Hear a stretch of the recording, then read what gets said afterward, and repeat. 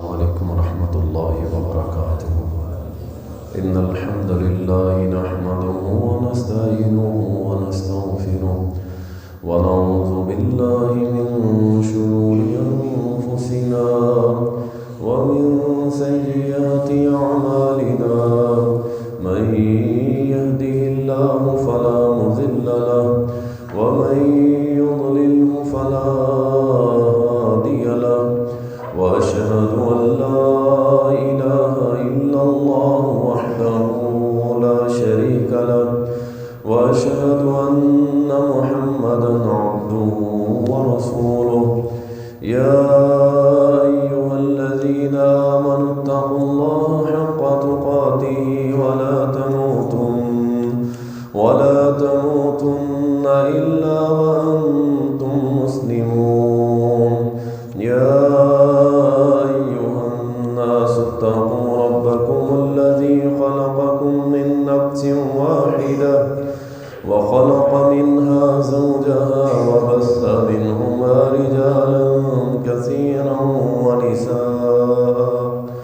واتقوا الله الذي تساءلون به والأرحام إن الله كان عليكم رقيبا. يا أيها الذين آمنوا اتقوا الله وقولوا قولا سديدا يصلح لكم أعمالكم ويغفر لكم ذنوبكم ومن يطع الله ورسوله فقد فاز فوزا عظيما. أما بعد فإن خير الحديث كتاب الله وخير الهدي هدي محمد صلى الله عليه وسلم وشر الأمور محدثاتها وكل محدثة بدعة وكل بدعة ضلالة وكل ضلالة في النار. قال الله سبحانه وتعالى: أعوذ بالله من الشيطان الرجيم. قل أطيعوا الله والرسول فإن تولوا فإن الله لا يحب الكافرين. اللهم صل على محمد وعلى آل محمد كما صليت على إبراهيم وعلى آل إبراهيم إنك حميد مجيد.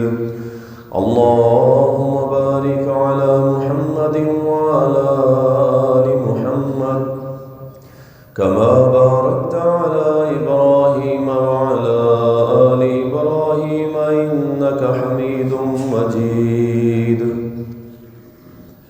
تعریفات اللہ سبحانہ و تعالی کے لیے، درود و سلام سید المرسلین، شافی محشر، ساقی کوثر، امام المجاہدین جناب محمد الرسول اللہ صلی اللہ علیہ وسلم پر بے شمار رحمتیں ہوں، صحابہ کرام رضوان اللہ علیہم اجمعین پر۔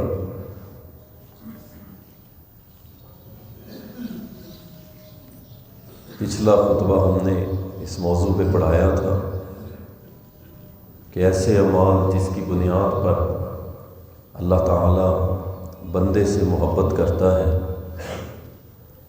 اور بے شک اللہ کی محبت ہی سب کچھ ہے۔ اللہ کی محبت ہی ہمارے لیے دنیا میں اور آخرت میں سب سے بڑا سرمایہ ہے۔ وہ مالک الملک ہے، الغفور الودود ہے، بندوں سے بڑی محبت کرتا ہے، اور بندہ جواباً اللہ کی محبت کے بہت کمزور ہے، اللہ سے محبت کے معاملے میں بڑا کمزور ہے۔ سب کچھ اس کا ہے، وہ مالک کی کائنات ہے، رب العالمین ہے، ہماری ایک ایک سانس کا مالک ہے، ہماری آنکھوں کے نور کا مالک ہے، ہمارے دلوں کی دھڑکنوں کا مالک ہے، ہماری آنکھوں کی چمک کا وہ مالک ہے، ہماری ایک ایک سانس کا وہ مالک ہے، ہمارے خون کے ایک ایک قطرے کا وہ مالک ہے، ہماری ہر حرکت کا وہ مالک ہے، ہمارے سونے اور جاگنے کا وہ مالک ہے، ہماری زندگی اور موت کا وہ مالک ہے۔ ہم کچھ بھی نہیں ہیں، سب اسی کا ہے۔ وہی مالک ملک ہے، مالک حقیقی ہے، مالک کائنات ہے، سب اسی کا ہے، ہمارا کچھ بھی نہیں ہے۔ ہم دنیا میں ایک مہمان بن کے آئے ہیں، پھر چلے جانا ہے، ختم ہو جانی ہے ساری کہانیاں، سارے رشتہ دار دوست احباب ختم، حسن و جمال ختم، آپ کے سب شوخیاں ختم، آپ کے شوق ختم، آپ کا سب کچھ ختم، سب ختم۔ کل من علیہا فان ویبقى وجہ ربک ذو الجلال والاکرام، ایک اس رب العالمین کا وجہ باقی رہنا ہے، باقی سب ختم ہو جانا ہے۔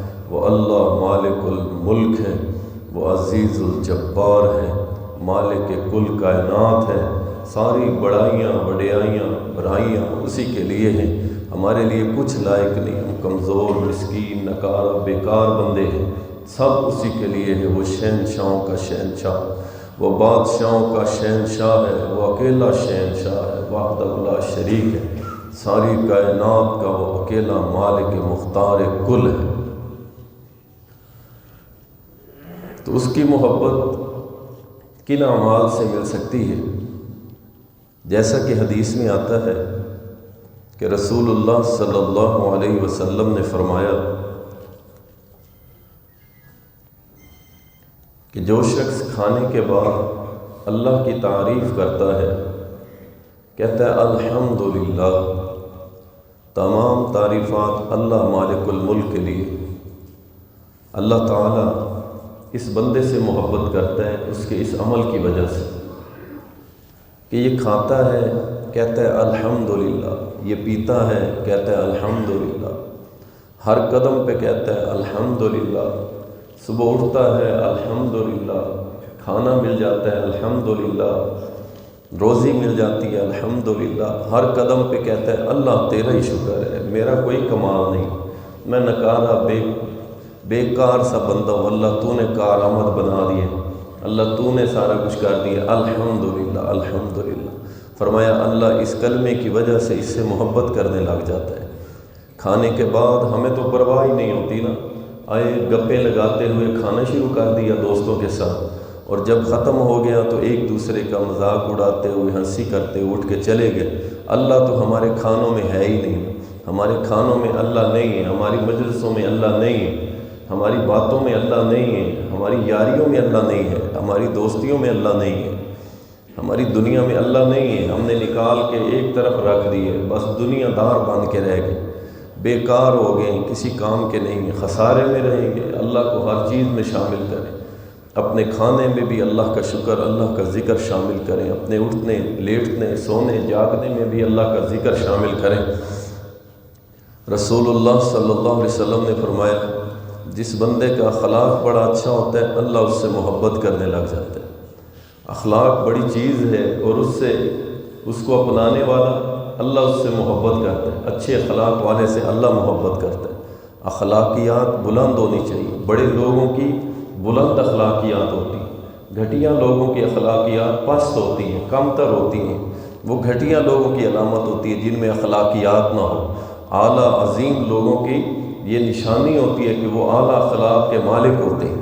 تو اسی طرح کچھ اعمال ایسے ہیں کہ جس کی وجہ سے اللہ بندے سے نفرت کرتا ہے۔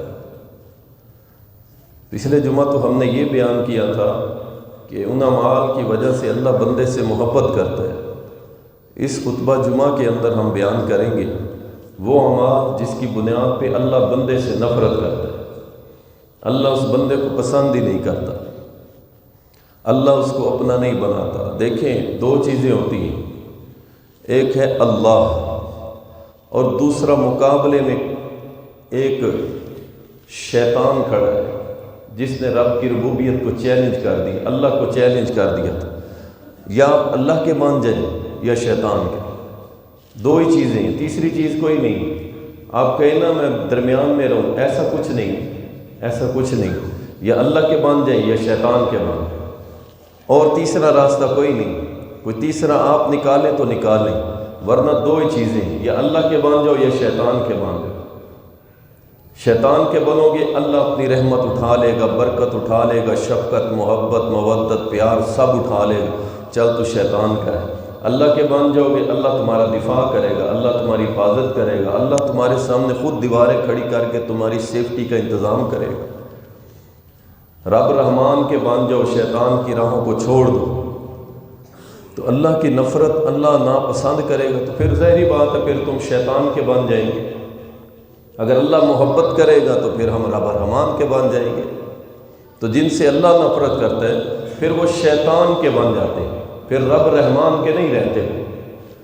اللہ اکبر۔ اللہ تعالیٰ قرآن کریم کے اندر فرماتا ہے، قل اے محمد صلی اللہ علیہ وسلم فرما دیجئے، اطیعوا اللہ والرسول، اللہ اور اس کے رسول کی اطاعت کرو۔ فَإِن تَوَلَّوْا، اگر تم نے رخ موڑ لیا، منہ پھیر لیا، قرآن اور سنت کو چھوڑ دیا، اللہ اور اس کے رسول کی اطاعت کو چھوڑ دیا، فَإِنَّ اللَّهَ لَا يُحِبُّ الْكَافِرِينَ، تو بے شک اللہ تعالیٰ کافروں سے محبت نہیں کرتا۔ جو بھی اللہ اور اس کے رسول کی احکامات، تعلیمات، حدود اللہ، قیود اللہ اس کو چھوڑتا ہے، اللہ تعالیٰ ایسے کافروں سے محبت نہیں کرتا۔ اللہ پوری دنیا میں سب سے زیادہ اگر کسی سے نفرت کرتا ہے وہ کافر اور مشرک سے کرتا ہے، اور یہ اللہ کا صبر ہے کہ یہ کہتا ہے، جیسا کہ اللہ تعالیٰ نے قرآن کریم کے اندر بیان کیا، ان اللہ ثالث ثلاثہ، اللہ تین ہے، تین میں سے ایک ہے، تین مل کے ایک بنتے ہیں۔ عیسیٰ نعوذ باللہ اللہ کی بیوی ہے، عیسیٰ اللہ کا بیٹا ہے، یہ تینوں ایک ہیں، تینوں ایک ہیں۔ اس قدر ظلم کرتے ہیں اللہ پہ، اللہ کی عظمت اور شان اور جلال پہ انگلی اٹھاتے ہیں۔ اور دوسرا اٹھتا ہے وہ بھی یہی بات کرتا ہے کہ مسیح وہ اللہ کا بیٹا ہے، نعوذ باللہ، اللہ تعالیٰ معاف فرمائے۔ اور تیسرا اٹھتا ہے عزیر ابن اللہ، عزیر اللہ کا بیٹا ہے۔ یہودیوں نے کہا عزیر اللہ کا بیٹا ہے، عیسائیوں نے کہا عیسیٰ اللہ کا بیٹا ہے۔ اللہ واحد کا انکار کیا، اللہ کی کتابوں کا انکار کیا، اللہ کے رسولوں کا انکار کیا، اللہ کی منزل کتاب کا انکار کیا، شریعت کا انکار کیا، کفر کرتے ہیں۔ اللہ تعالیٰ کافروں سے محبت نہیں کرتا، یاد رکھیں۔ جس سے اللہ محبت نہیں کرتا آپ کیوں کرتے ہیں؟ آپ ان کے تہذیب و تمدن سے کیوں متاثر ہیں؟ آپ اپنا سارا نظام حیات ان جیسا کیوں بنانا چاہتے ہیں؟ آپ کے لیے ایک بہترین اللہ سبحانہ و تعالیٰ نے دنیا کے اندر شخصیت دی ہے، اور وہ محمد الرسول اللہ ہے صلی اللہ علیہ وسلم۔ ان کے پیچھے کیوں نہیں چلتے؟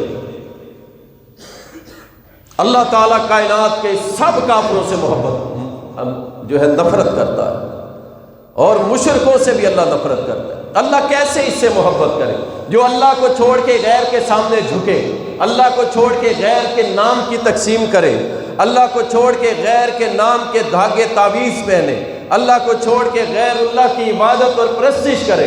اللہ اسے کیسے محبت کرے گا؟ یہ اللہ کا شریک بنائے اور اللہ اس سے محبت کرے، لیکن اللہ پھر بھی صبر کرتا ہے۔ نبی علیہ السلام نے فرمایا اللہ سے بڑھ کے صبر کرنے والا کوئی نہیں ہے۔ بندہ کہتا ہے اللہ نے بیٹا جنا، بندہ کہتا ہے اللہ کا شریک بناتا ہے، اللہ پھر بھی اس کو روزی دیتا ہے، بھوکا نہیں سونے دیتا۔ اللہ سے بڑھ کے صبر کسی کا نہیں ہے۔ اللہ تعالیٰ سارے کافروں سے نفرت کرتا ہے، وہ دنیا کے بڑے بڑے امیر کبیر لوگ ہوں یا عام لوگ ہوں، جو کافر ہے اللہ کی محبت کی لسٹ سے وہ خارج ہے۔ دوسرے نمبر پہ وَأَمَّا الَّذِينَ آمَنُوا وَعَمِلُوا الصَّالِحَاتِ فَيُوَفِّيهِمْ أُجُورَهُمْ وَاللَّهُ لَا يُحِبُّ الظَّالِمِينَ۔ اللہ فرماتا ہے بے شک وہ لوگ جنہوں نے نیک اعمال کیے اللہ تعالیٰ ان کو پورا بدلہ دے گا، پورا بدلہ دے گا۔ لیکن اس بات کو نوٹ کر لو، اللہ تعالیٰ ظلم کرنے والوں کو پسند نہیں کرتا۔ اللہ ان سے نفرت رکھتا ہے جو ظلم کرتے ہیں، اور اس زمین کے اوپر سب سے بڑا ظلم ان الشرک لظلم عظیم، وہ اللہ کے ساتھ شرک ہے۔ اور میں سمجھتا ہوں اس ٹائم پوری دنیا میں سب سے زیادہ فتنوں والی سرزمین ایک ہے، اور وہ پاکستان بن چکا ہے۔ کافر ملک تو کافر ہے نا، جو اسلام کے نام پہ سرزمینیں قائم ہوئی ہیں، مسلمانیت کا دعویٰ کرتے ہیں، اسلامی اسٹیٹ کا دعویٰ کرتے ہیں، ان میں سب سے بڑی فتنوں والی جگہ پاکستان بن چکا ہے۔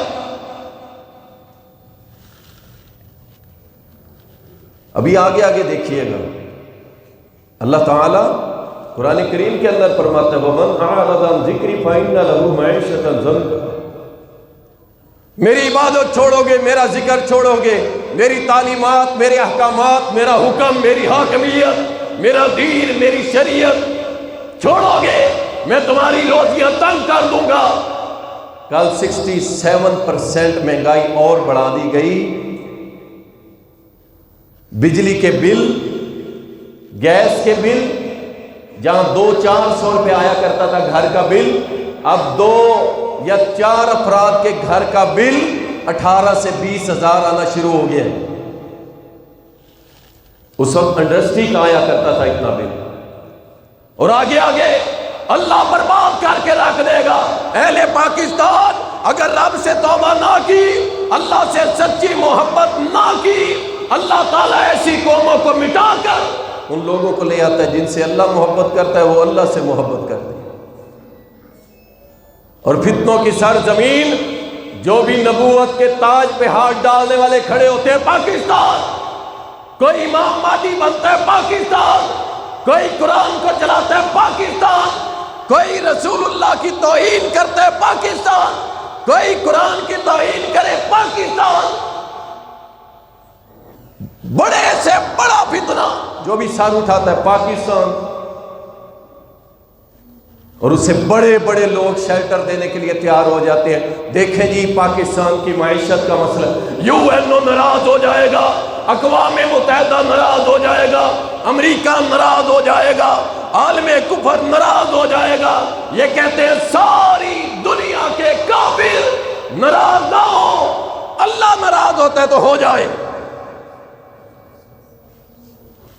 سب کو شیلٹر دیتے ہیں، اگر نہیں شیلٹر، اہل توحید کو کوئی نہیں، اللہ کا حکم کی بات کرنے والے کو شیلٹر نہیں ہے، اس کی کوئی حفاظت نہیں، وہ محفوظ ہی نہیں ہے۔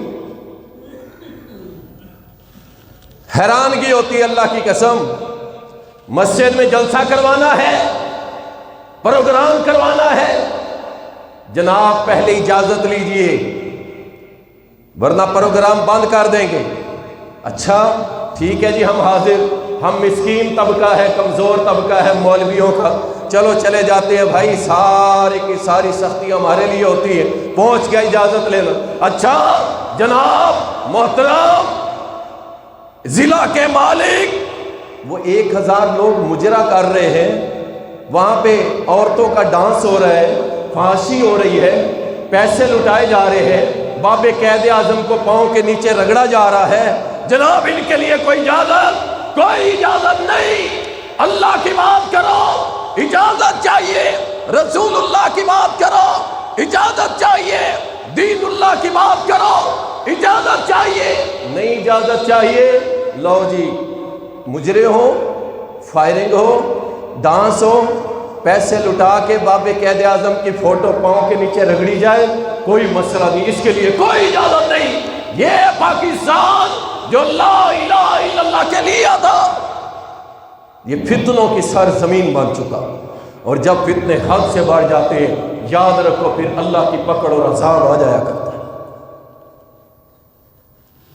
تم لگے رہو اور کماؤ اور کماؤ اور کما کے صرف بل بھرتے رہو، تمہارا نہ پیٹ بھرے گا اور نہ آج کوئی غریب بندہ ایک مرلہ زمین لے کے اپنا گھر بنانے کے قابل نہیں رہا۔ اور اس کی سب سے بڑی وجہ اس پاک سرزمین کے ترانے جو ہم گاتے تھے، اس کے اوپر اللہ کے ساتھ شرک ہے۔ ان الشرک لظلم عظیم، اللہ تعالیٰ ظلم کرنے والے سے نفرت کرتے ہیں۔ اللہ اکبر۔ ظلم کوئی بھی ہو، اللہ تعالیٰ ظالم سے نفرت کرتا ہے۔ اللہ کے بندوں ظلم سے بچ جانا، کسی پہ ظلم نہ کرنا۔ مظلوم کی بد دعا آپ کو تباہ کر دے گی، آپ کی نسلوں کو برباد کر دے گی۔ آپ سوچ ہی نہیں سکتے، یہ وہ ہے مظلوم کہ جس کی آواز ڈائریکٹ اللہ کی عدالت میں بغیر کسی وکیل، بغیر کسی رکاوٹ کے جاتی ہے۔ ظلم سے بچ جاؤ، بے شک اللہ ظالموں سے محبت نہیں کرتا، وہ چاہے کافر ہو یا مسلمان۔ اللہ کسی ظالم سے محبت نہیں کرتا، اس بات کو نوٹ کر لیں۔ اللہ اکبر۔ اسی طرح اللہ تعالیٰ قرآن کریم کے اندر فرماتا ہے ان اللہ لا يحب المعتدین، اللہ تعالیٰ حد سے تجاوز کرنے والوں سے محبت نہیں کرتا۔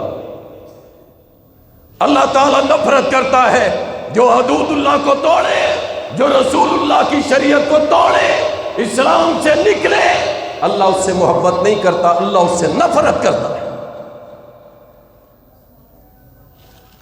خوشی میں اللہ رسول کی حدود کو پامال کر دینا، غم میں اللہ کے دین کو پامال کر دینا، اللہ کی شریعت کو پاؤں تلے رون دینا، یاری دوستی، ٹور، سیر اور لانگ ڈرائیو کے چکروں میں، لمبے سفر کے نشے میں، یاروں کی یاریوں میں گم ہو کے اللہ کی توہین۔ پھر آخر کیا ہوتا ہے؟ جناب 4 یار جا رہے تھے شادی سے اور پتہ چلا کہ کار دریا کے اندر جا گری، اور جب دریا میں گری چاروں مر گئے، اور ان کی گاڑی کے اندر سے چلتے ہوئے گانے ملے۔ اور یاروں درجنوں کی سیر، لیکن ہماری کان پہ جون تک نہیں رینگتی کہ ہم ان لوگوں میں شامل تو نہیں ہیں جو اللہ کی حدود سے تجاوز کرتے ہیں۔ خوشی میں کنٹرول کرنا یہ ہے مومن، غم میں اپنے آپ کو کنٹرول کرنا یہ ہے مومن۔ اور یاد رکھو جو خوشی اور غم میں اپنے آپ پہ کنٹرول نہیں رکھ سکتا وہ مومن نہیں ہے، وہ ایمان لایا ہی نہیں ہے اللہ پہ جس طرح ایمان لانے کا حق تھا۔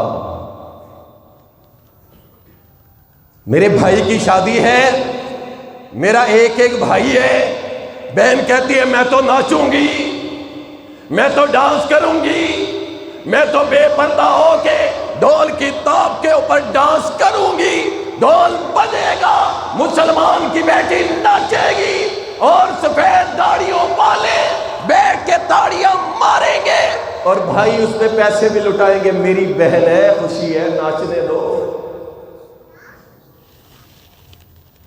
اللہ نہیں محبت کرتا، اللہ نفرت کرتا ہے ان حد سے تجاوز کرنے والوں کو، اللہ ان سے محبت نہیں کرتا۔ بے پردہ بہن، بے پردہ بیٹی، بے پردہ بیوی اللہ کی قسم کسی غیرت مند کی نشانی نہیں ہو سکتی۔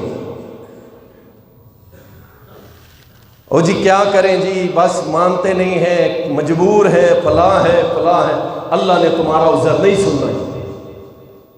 الرجال قوامون علی النساء، اللہ نے تمہیں رجال بنایا ہے، مرد، اور اجازت دے دی ایک لمٹ کے اندر رہ کے کہ اگر اللہ کی شریعت کی نافرمانی ہو ایک اچھا تکڑا سوٹا ڈنڈا اونچی جگہ پہ رکھو، سب کو بتاؤ، ابا جی، دادا جی، حاجی صاحب، سب کو پتا ہونا چاہیے اگر اس گھر کے اندر اللہ اور اس کے رسول کی نافرمانی ہوئی ڈنڈا چلے گا، پھر حد سے تجاوز نہیں ہوگا انشاءاللہ۔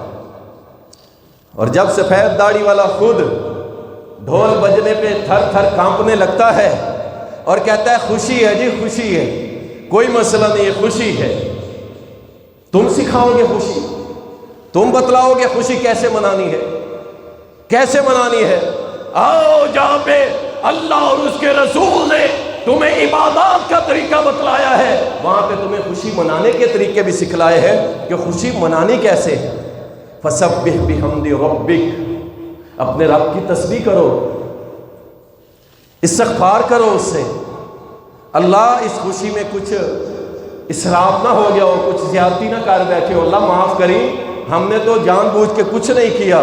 فسبح بحمد ربک، اپنے رب کی تسبیح کرو۔ سبحان اللہ، اللہ تیرا شکر ہے تو خوشی کا موقع لایا ہے، میری بیٹی رخصت ہو رہی ہے خیر سے، اچھے نیک انسان کے ساتھ، میرے بیٹے کے گھر اچھی دلہن آ رہی، اللہ تیرا شکر ہے، مولا تیرا کرم ہے، تو نے اتنی خوشیاں دکھائی۔ سجدوں میں گر جاؤ، اللہ سے شکر، نفل، دعا، التجا، قرآن۔ لیکن بدبختی، ہماری شادیاں، نمازیں گئی، تلاوت گئی، ذکر گیا، اذکار گئے۔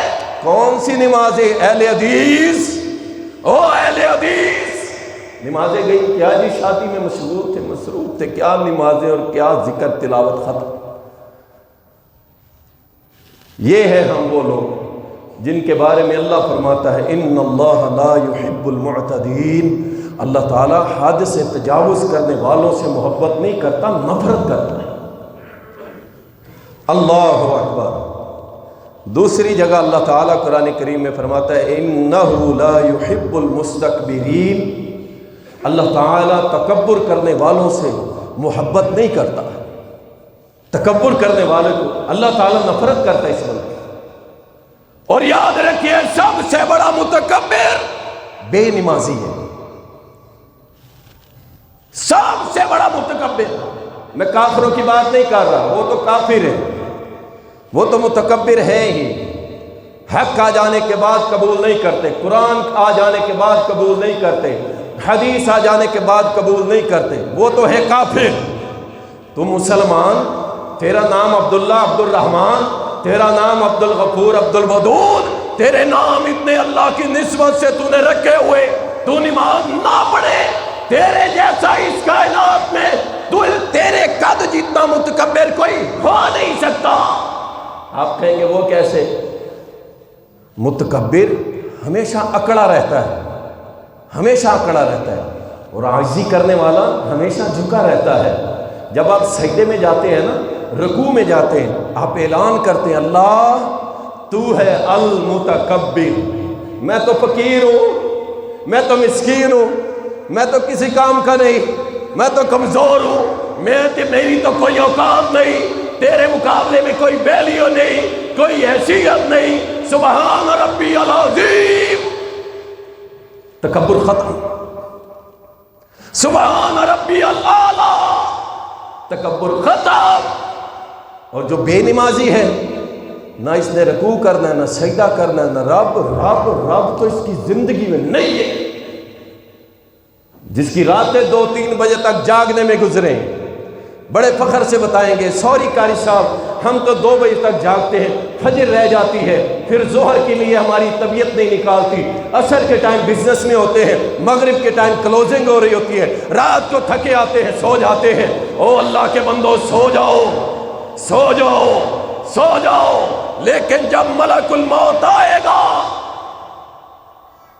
پھر کہنا ایکسکیوز می، مجھے معاف کر دیں، چھوڑ دیں، ملک الموت تھوڑا سا ٹائم، تھوڑا سا۔ قبر میں جا کے منکر نکیر کو یہ کہہ دینا میں بڑا بیزی رہا، نمازیں نہیں پڑھ سکا، قیامت کے روز سب سے پہلا سوال نماز کون ہے؟ اللہ کو کہہ دینا اللہ بڑا بیزی تھا، سویا رہتا تھا، 2 بجے رات کو سویا، صبح 12 بجے اٹھا، کام پہ گیا، شام کو مشغول، کلوزنگ ٹائم، نیند کا ٹائم۔ اللہ سے کہے گا، اللہ کا حکم ہوگا اس جہنمی کو پکڑو اس کے بالوں سے اور اٹھا کے جہنم کی تہہ میں گرا دو۔ قالوا لم نک من المصلین، وہ جہنم میں کیوں آئے ہو؟ کس لیے پڑے ہو ادھر؟ آگ میں کیوں جل رہے ہو؟ فرشتے تمہیں کیوں مار رہے ہیں؟ کیوں تمہیں پیپ پلائی جا رہی ہے؟ کیوں تمہارے اوپر آگ کے عذاب نازل ہو؟ وجہ قالوا لم نک من المصلین، ہم نماز نہیں پڑھتے تھے نا، اس لیے ادھر آئی پڑے۔ اس سے بڑھ کے اور کچھ نہیں جواب دے سکتے۔ یہ متکبر بے نمازی، اس کو اس کا عالم بننا نہیں چھٹکارا دلوا سکتا۔ قاری صاحب کو اس بات کی اجازت نہیں ہے کہ وہ نمازیں نہ پڑھے، ایک دین کے طالب علم کو یہ اجازت نہیں ہے۔ اللہ اکبر کی صدائیں اور یہ سویا رہے۔ اور ایک اہل حدیث میں کسی اور کی بات نہیں کرتا ہوں، کیونکہ ہمارے معاشرے میں سب سے اوپر سٹیج اہل حدیث گرا جاتا ہے، اور میں مخاطب بھی اہل الحدیث سے ہوں، میرے سامعین اکثر اہل الحدیث ہے، میرا گھرانہ اہل الحدیث ہے، میرا خاندان آپ اہل حدیث ہے، میرا سب سے پہلا فریضہ آپ کی اور اپنی اصلاح ہے۔ اہل الحدیث آپ کو اہل حدیث کہلوانا جہنم کے عذاب سے نہیں بچا سکے، آپ کو اہل الحدیث کہلانا عذاب قبر سے نہیں بچا سکے گا، آپ کو اہل حدیث کہلانا منکر نکیر کے سوالوں سے نہیں بچا سکے گا، آپ کو اہل الحدیث کہلانا آپ کو ملک الموت کی سختیوں سے نہیں بچا سکے گا، اللہ کی قسم نہیں بچا سکے گا۔ اور بگڑے ہوئے اہل حدیث ٹھیک ہو جاؤ اللہ کے لیے، ابھی وقت ہے، ابھی توبہ کرو، پچھلے معاف، کوئی قضائے عمری نہیں 200 پر نماز دے کے ادا کرنے کی،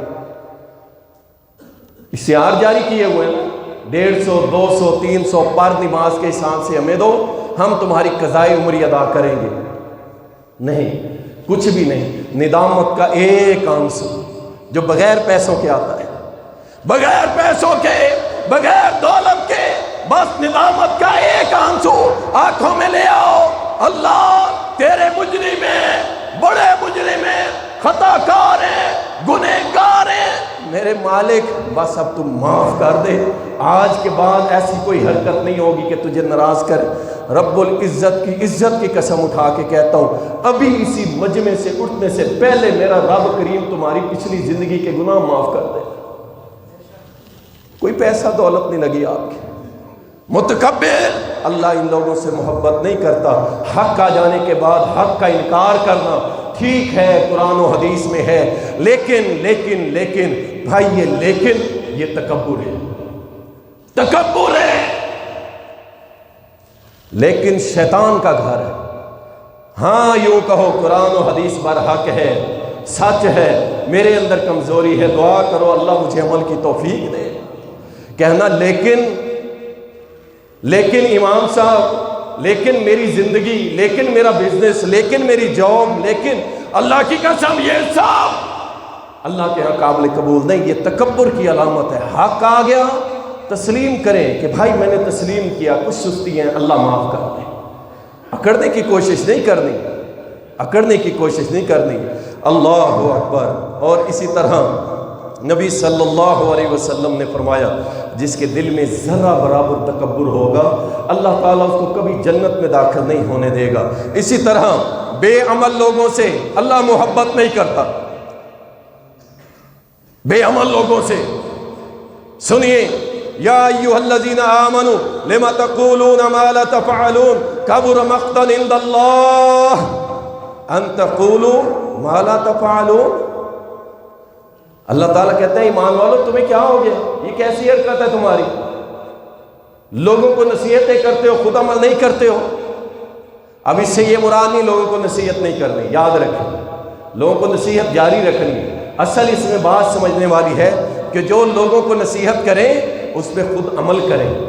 نا عملی، بے عملی، اس کو رد کیا جا رہا ہے، اس بات کو رد نہیں کیا جا رہا کہ اگر آپ میں عمل نہیں ہے تو آپ دعوت بھی نہیں دے سکتے، دعوت دے سکتے ہیں۔ اللہ یہ سمجھا رہا ہے اہل ایمان تم لوگوں کو کہتے ہو نیکی کی بات خود نہیں کرتے، اللہ کے ہاں بڑا جرم ہے خود عمل نہ کرنا، خود عمل نہ کرنا یہ بہت بڑا جرم ہے اللہ کے ہاں۔ اللہ ایسے بندے سے محبت نہیں کرتا ہے۔ حدیث میں آتا ہے صحیح الجامع کے اندر نبی صلی اللہ علیہ وسلم نے فرمایا جب اللہ نے مجھے معراج کروائی نا، معراج، میں نے جہنمیوں کا ایک ایسا طبقہ دیکھا، ایسا طبقہ کہ جن کی باچھیں آگ کی کینچیوں کے ساتھ کاٹی جا رہی، آگ کی کینچیوں کے ساتھ ان کی کاٹی جا رہی ہے، ادھر سے لے کے کانوں تک اور بائیں طرف سے لے کے کانوں تک کینچی آگ کی ہے اور کاٹی جا رہی ہے۔ جب کٹ جاتی ہے اس کا منہ کھل جاتا ہے، پھر جوڑ دیا جاتا ہے، پھر کھل جاتا ہے، پھر جوڑ دیا جاتا ہے۔ اللہ کے نبی صلی اللہ علیہ وسلم نے پوچھا اے جبریل یہ کون لوگ ہیں؟ فرمایا اے اللہ کے رسول صلی اللہ علیہ وسلم یہ آپ کی امت کے وہ خطیب ہیں، وہ واعظ ہیں، وہ نصیحت کرنے والے، وہ دعوت دینے والے ہیں جو لوگوں کو دعوت دیتے تھے اور خود عمل نہیں کرتے تھے، آج اللہ کی عدالت میں آئے ہیں۔ اللہ نے ان کے اوپر یہ عذاب مسلط کیا ہے کہ آگ کی کینچیوں سے ان کی باچھوں کو چیرا جائے۔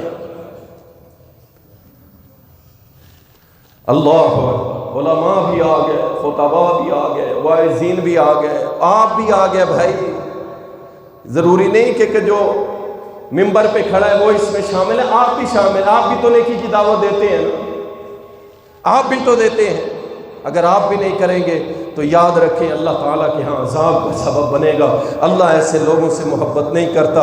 اور جگہ اللہ تعالیٰ نے فرمایا اِنَّهُ لَا يُحِبُّ الْمُسْرِفِينَ، اللہ تعالیٰ اسراف کرنے والے سے اللہ تعالیٰ محبت نہیں کرتا، نفرت کرتا ہے اسراف کرنے والے سے۔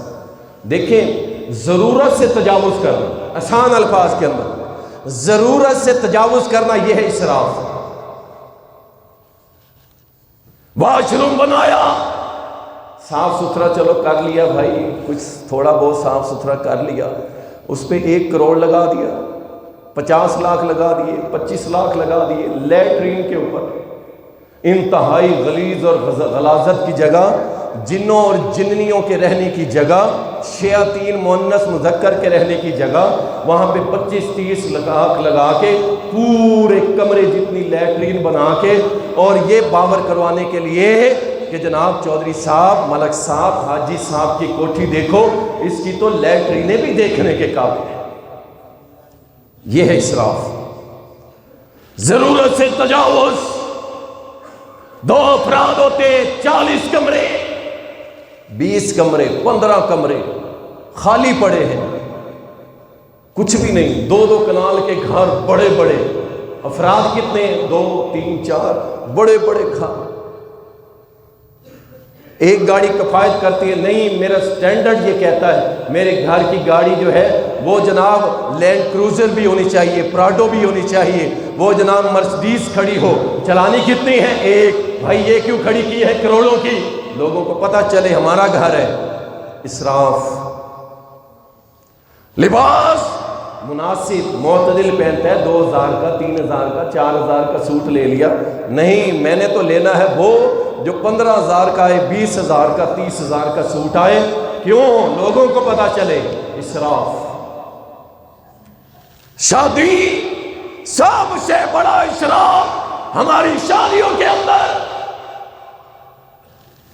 ایک فنکشن، مہندی، رخصتی، دودھ پلائیاں، اور یہ جناب 50 لاکھ لگ گئے۔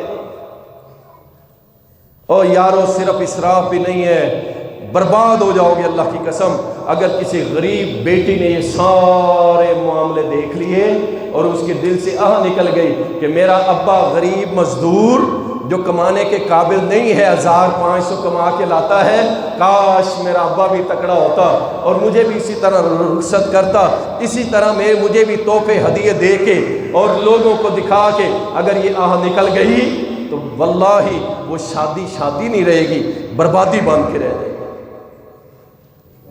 لمبی لمبی براتیں، 1000 بندے کی برات تھی جی، فخر سے بتائیں گے، 5000 بندہ ہماری برات میں تھا، فخر سے۔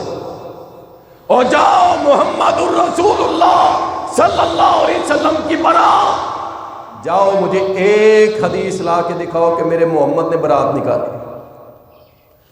ابو بکر، عمر، عثمان و علی، 1.5 لاکھ صحابہ، کسی ایک سے ثابت کر دو برات لفظ ہی نہیں ہے، اس لیے استعمال ہوا شریعت کے اندر کہ جناب یہ اس طرح لمبی لمبی براتیں لے جا کے لڑکی والوں کے گھر دھاوا بولا جائے اور وہاں پہ جناب چرگے مرغے اڑا کے اور منہ پہ رومال پھیر کے ٹیشو سے صاف کر کے ڈکار مار کے آ جانا، یہ سب سے بڑا مفت خورا ہے جو بغیر بلائے آ گیا ہے۔ اسراف۔ ولیمہ سنت ہے جی، قاری صاحب آپ کیسے روک سکتے ہیں؟ ولیمہ سنت ہے، کس نے کہا ہم روک رہے ہیں؟ ہم نے کبھی نہیں روکا، آپ سنت کریں پوری، لیکن جب آپ اس کھانے کے ٹیبل پہ جاتے ہیں جہاں درجنوں ڈشیں لگی ہوئی ہیں، اور جب کھانا کھا کے لوگ اٹھتے ہیں، آپ ذرا ان کی ٹیبلوں پہ نظر ماریے گا، آپ کو پتہ چلے گا کہ قاری صاحب کس چیز پہ بولتے ہیں۔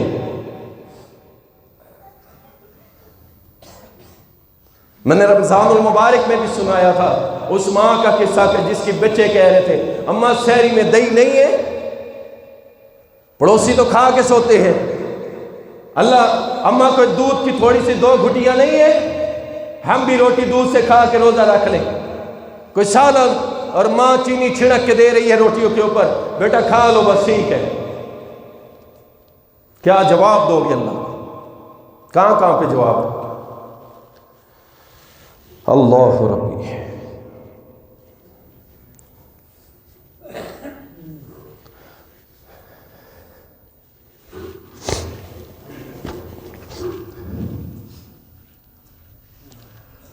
ان لوگوں کا خیال رکھا کریں، اللہ کے بندوں پھنس جائیں گے۔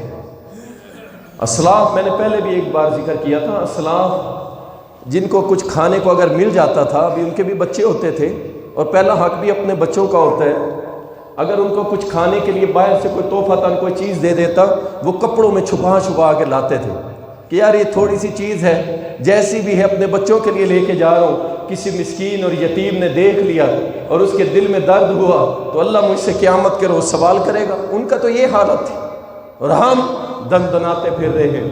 اللہ نے دے دیا ہے تو ہم دنیا میں بتا رہے ہیں کہ جناب دیکھو ہم جیسا اللہ کی حدود کو پامال کرنے والا کوئی نہیں ہے۔ اللہ اکبر۔ اللہ تعالیٰ قرآن کریم کے اندر فرماتا ہے وَأَنَّ الْمُسْرِفِينَ هُمْ أَصْحَابُ النَّارِ، یہ جو اسراف کرنے والے ہیں نا، اللہ ان کو جہنم میں پھینکے گا۔ کر لو شادیوں پہ، لگا لو کتنا لگانا ہے، کر لو خوشی کے نام پہ، عقیقے کے نام پہ، عقیقہ کیا جا رہا ہے۔ عقیقہ کیا ہے یار؟ سنت ہے، کرو ضرور کرو۔ بیٹے کے لیے 2 بکرے یا بکریاں یا بھیڈو، بیٹی ہے تو 1 کرو۔ کرنا کیا ہے؟ بس گوشت بناؤ، فقراء رشتہ داروں میں پہلے تقسیم کرو، باقی دوست یاروں میں دے دو، غریبوں میں دے دو، بس ختم ہو گیا تمہارا عقیقہ۔ پورے میرج کلب بک کروا کے، فنکشن کروا کے، بتیاں لگا کے، ڈھول گاجے باجے، یہ کیا ہو رہا ہے؟ عقیقہ ہو رہا ہے۔ اللہ کی قسم محمد رسول اللہ صلی اللہ علیہ وسلم نے ایسی کوئی عقیقے والی سنت نہیں بتائی جو ہم کر رہے ہیں۔ تم نے اسے پتہ نہیں کیا سمجھ لیا۔ اسراف کرنے والوں کو رب قرآن میں فرما رہے ہم جہنم کے اندر پھینک دیں گے۔ اسی طرح نبی صلی اللہ علیہ وسلم کی حدیث ہے کہ جو شخص شلوار چادر ٹخنوں سے نیچے رکھتے ہیں، حدیث سنیے، صحیح حدیث ہے، صحیح سنن ابن ماجہ کے اندر آتی ہے۔ رسول اللہ صلی اللہ علیہ وسلم نے ایک صحابی کو کہا، سفیان بن سہل رضی اللہ تعالی، فرمایا سفیان اپنی شلوار چادر جو ہے یہ ٹخنوں سے نیچے نہ رکھنا، اس کا نقصان کیا ہوگا؟ فَإِنَّ اللَّهَ لَا يُحِبُّ الْمُسْبِلِينَ، اللہ تعالیٰ شلوار چادر ٹخنوں سے نیچے رکھنے والوں سے محبت نہیں کرتا۔ تم نے کہا اہل حدیثوں کی علامت ہے، تم نے کہا وہابی ہیں یہ جو شلوار اونچی رکھتے ہیں، تم نے ہمیں دی، ہمیں قبول ہے، ہم کہتے ہیں الحمدللہ۔ اللہ کی قسم ایک سنت بھی ہماری زندگی میں باقی رہ گئی نا، اس فتنوں کے دور میں ایک سنت بھی، اور اسی حال میں موت آ گئی تو اللہ اسی عمل سے بھی بخشش کر دے گا۔ تم نے کہا یہ وہابیوں کا عمل ہے، شلوار چادر ٹخنوں سے اونچی رکھنا، یہ اہل حدیث کا عمل ہے۔ الحمدللہ ہمارا عمل ہے اور ہم جب تک زندہ ہے اس پہ عمل رکھیں گے۔ کیوں؟ میرے نبی نے فرمایا جو شلوار چادر ٹخنوں سے نیچے جائے اللہ ایسے بندے سے محبت ہی نہیں کرتا۔ کتنے ہمارے بہن بھائی ہیں، ہمارے بھائی ہیں کہ جن کی شلواریں ٹخنوں سے نیچے جاتی ہے اور بھائیوں نے چھوڑ دی اور بہنوں نے کرنا شروع کر دی فیشن کے نام پہ، اور ریانیت اور فحاشی کہ انہوں نے اپنی شلواریں نصف ڈلی رکھ کے بیٹھ گئی۔ او اللہ کی بندیوں، تمہارا تعلق کس سے ہے پتہ ہے؟ تمہارا تعلق کس سے ہے؟ تمہارا تعلق واسطہ کس سے ہے؟ تمہاری نسبت کس سے ہے؟ محمد رسول اللہ سے صلی اللہ علیہ وسلم، جس سے ایک بی بی نے آ کے کہا تھا اللہ کے نبی آپ کہتے ہیں مرد شلواریں اپنی ٹخنوں سے اونچی رکھیں، نصف پنڈلی رکھیں، ہمارے لیے کیا حکم ہے؟ آپ اندازہ کریں، حکم دے رہے ہیں مردوں کو، عورت کھڑی ہو گئی کہتی اللہ کے نبی ہمارے لیے کیا حکم ہے؟ فرمایا تم کپڑے کو ایک بالش ایک گٹھ اپنے ٹخنوں سے نیچے رکھو۔ کہا اللہ کے نبی یہ کم نہیں رہے گا؟ ہوا آئے گی، ہو سکتا ہے کپڑا اڑے، ہماری پنڈلیاں نظر آ جائے۔ آپ نے فرمایا اچھا ایک ہاتھ یعنی بڑی انگلی سے لے کے کونی تک اتنا کپڑا لٹکایا کرو۔ پھر اگلا سوال کر دیا، اللہ کے نبی راستوں میں لوگوں نے پیشاب کیا ہوتا ہے بعض دفعہ، اگر وہ کپڑا اس کو لگ جائے تو پھر کیا کرے؟ فرمایا کپڑا نیچے ہی رہنے دینا، جب وہ کپڑا خشک مٹی سے لگے گا اللہ اس کو پاک کر دے گا۔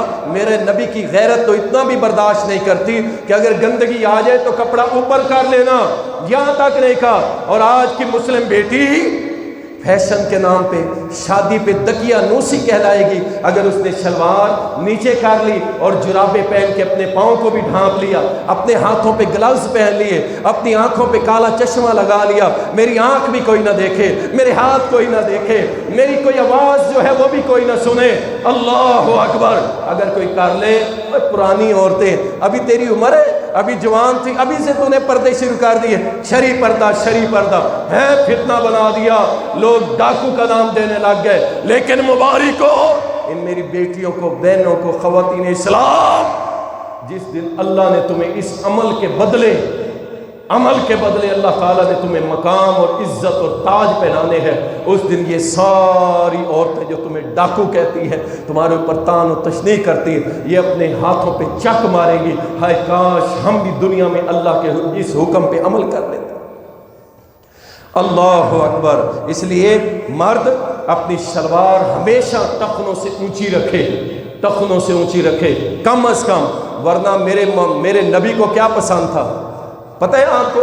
میرے نبی کو یہ پسند تھا، اور یہ صحیح سنن ابو داؤد کے اندر حدیث موجود ہے، میرے نبی کو یہ پسند تھا کہ ہماری شلوار چادر آدھی پنڈلی، گھٹنے اور ٹخنے کے درمیان آدھی پنڈلی پہ ہو۔ فرمایا جس کی شلوار یہاں ہو اس کے مومن ہونے کی گواہی دے دینا۔ چلو یار ہم کمزور صحیح، معاشرے میں تنگ آ گئے لوگوں کی باتوں سے، یار ٹخنے تو ننگے رکھو نا، تیری ٹھیک ہے ہزاروں روپے کی پینٹ ہے، لیکن اللہ کے حکم کے سامنے یہ ہزاروں کیا کروڑوں قربان ہے۔ محمد رسول اللہ کی سنت پہ سب کچھ قربان ہے، اس لیے اپنی شلوار نیچے نہیں رکھنی ورنہ اللہ نفرت کرے گا۔ شراب پینے والا، مسند احمد کے اندر حدیث آتی ہے، جو شخص شراب پیتا ہے اللہ 40 دن اس بندے سے ناراض رہتا ہے، 40 دن۔